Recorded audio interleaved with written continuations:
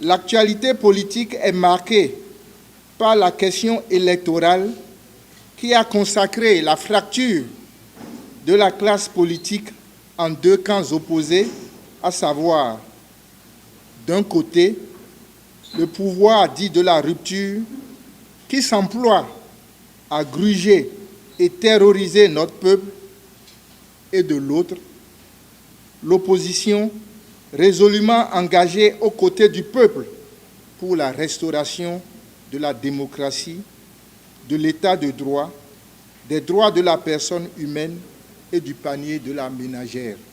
Nonobstant le climat délétère, les menaces réelles qui pèsent sur notre pays et traduites par des enlèvements ciblés, des arrestations sélectives aboutissant à des condamnations et de plus en plus des agressions à l'intégrité physique des personnalités, le Bénin ne tanguera pas. Le dernier cas, encore vivace dans les esprits, est l'agression ignominieuse et crapuleuse du ministre Galiou Soglo, candidat de l'opposition à l'élection présidentielle. Cette fusillade illustre irréfutablement la montée en puissance de l'insécurité dans notre pays. À ce propos, nous exigeons l'ouverture d'une information judiciaire aux fins d'en élucider les circonstances et de punir les assaillants, les complices et les commanditaires de ce crime odieux.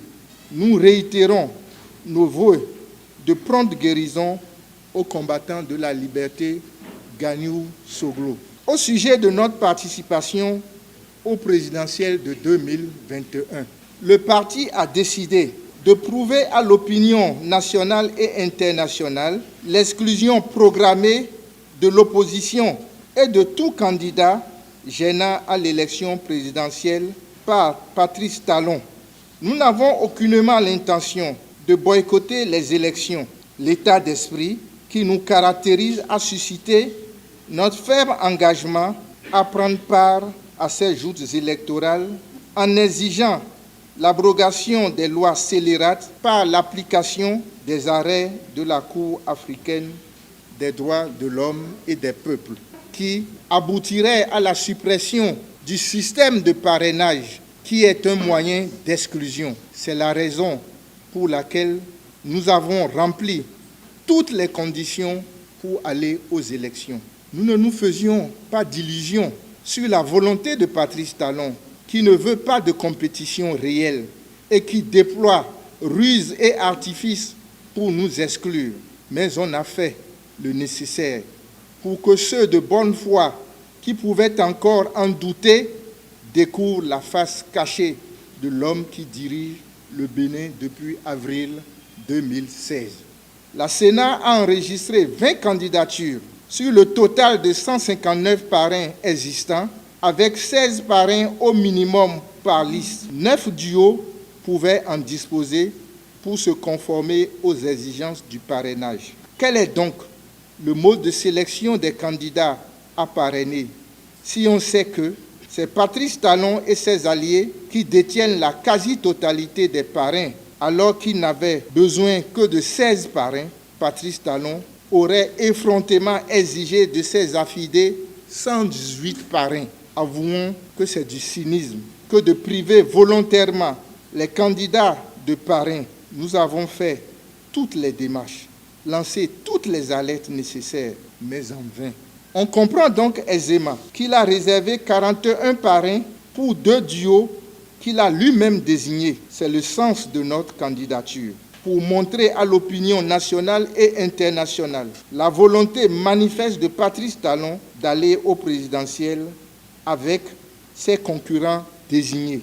Ainsi, Patrice Talon est en train de faire organiser une élection à laquelle Patrice Talon sera opposé à Patrice Talon. N'est-ce pas pathétique? Mais nous n'en sommes pas surpris parce qu'il l'a déjà fait aux législatives et aux communales. Quant aux gesticulations des responsables de l'UP qui tentent de se voiler la face et qui donnent des explications indignes de leur personnalité et de leur âge, nous disons qu'ils prouvent à suffisance leur soumission au diktat. Nous entendons dire, au mépris de la morale et de l'éthique politique, que le parrainage n'est pas portable et qu'il est quérable. On croit rêver. Quand ils vociféraient sur tous les toits à nous faire croire qu'ils nous donneraient le parrainage, ils nous prenaient pour des imbéciles. Nous n'y croyons pas. On convient dès lors qu'ils n'ont pas de raison pour eux-mêmes et sont obligés d'expliquer leur comportement désobligeant. Car en fait, tout ce qu'ils disent aujourd'hui est en contradiction avec les lois qu'ils ont votées et les paroles qu'ils ont antérieurement prononcées. Tout leur comportement traduit la vacuité de leurs pensées. Qui ne sait pas que les députés et les maires ont fait l'objet de menaces d'empoisonnement s'ils ne remettaient pas leur parrainage au président des blocs UP et BR. Après avoir tenté en vain de saborder notre parti, ils n'ont trouvé que le moyen de la grande corruption pour débaucher des traîtres et quelques brebis galeuses en quête de prébende.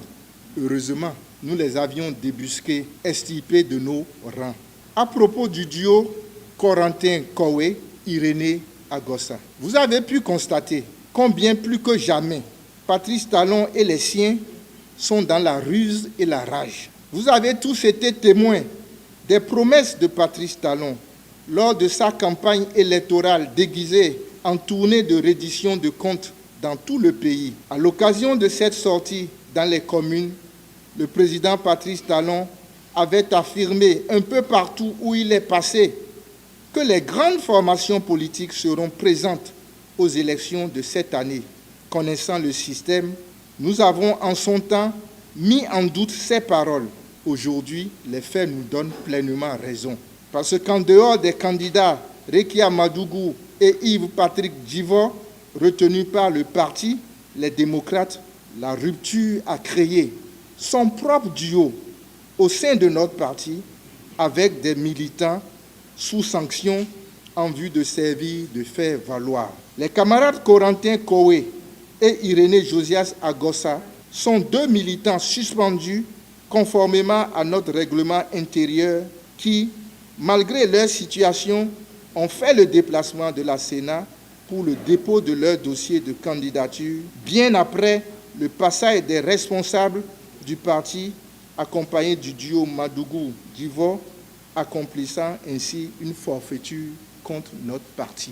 Ainsi, fidèle à sa politique de corruption qui lui a permis d'inféoder le parti FCBE d'alors, qui est depuis longtemps devenu le troisième bloc du président sortant, le pouvoir a instrumentalisé certains de nos militants en voie d'être exclus pour recevoir le parrainage et représenter le parti Les Démocrates, dont les authentiques candidats Rekia Madougou et Yves-Patrick Djivo avaient déposé leur dossier complet à tous égards, excepté bien sûr le parrainage. Et pour cause, le parrainage a été en réalité conçu et mis en œuvre pour exclure. En outre, les parrains sont la propriété du président Patrice Talon à travers ses députés nommés et ses maires désignés. Connaissant l'homme, quelle mouche le piquerait pour qu'il demande à ses sous-fifres de donner leur parrainage à ses redoutables adversaires que constitue particulièrement le parti Les Démocrates. Au cours des différentes sorties médiatiques, le parti Les Démocrates avait énuméré des exigences pour des élections inclusives, transparentes et équitables pour tous. Nous réitérons ces exigences, à savoir 1. La levée du verrou du parrainage en raison de son caractère particulièrement exclusif. 2. L'audit de la liste électorale concoctée sans aucun membre de l'opposition, contrairement aux lois. 3. La tenue des assises nationales pour examiner ensemble le processus électoral. 4. Le respect des décisions de la Cour africaine des droits de l'homme et des peuples pour une élection apaisée dans notre pays. Nous réaffirmons et réitérons ces exigences afin que le peuple souverain puisse cette fois-ci choisir lui-même son dirigeant. Au sujet de la mission du représentant spécial du secrétaire général des Nations Unies. Hier, Mardi 9 février 2021, nous étions en réunion avec le représentant spécial du secrétaire général des Nations Unies. Ce fut l'occasion pour nous de lui rappeler sa responsabilité dans le drame vécu par notre peuple en raison de la légèreté de son rapport sur notre pays aux Nations Unies, qui a profité au président Patrice Talon et entraîné l'exclusion de toute l'opposition des législatives de 2019, avec pour corollaire les tueries et l'exclusion que nous constatons aujourd'hui pour l'élection présidentielle de 2021 par ce fameux système de parrainage en cours. En conclusion, cette rencontre aura permis de renforcer notre conviction, à savoir que le peuple béninois doit compter sur lui-même, étant entendu que le mandat du président Patrice Talon ne saurait excéder le 5 avril 2021. En fait, il est indéniable que Patrice Talon et les siens ne veulent en aucun cas ouvrir les élections. Ils mettent en œuvre tout pour l'exclusion de l'opposition, en tout état de cause. Le Parti Les Démocrates invite tous les combattants engagés dans la restauration de la démocratie à comprendre que notre adversaire unique reste le président Patrice Talon et son clan. L'union sacrée de l'opposition pour le combat victorieux de la libération du peuple béninois est de mise et doit rester la préoccupation de tous. Notre peuple ne laissera pas le président Patrice Talon prendre la responsabilité historique de l'exclure 3 fois de suite des élections, niant et méprisant ainsi sa souveraineté. Vive les démocrates, vive la démocratie, vive le Bénin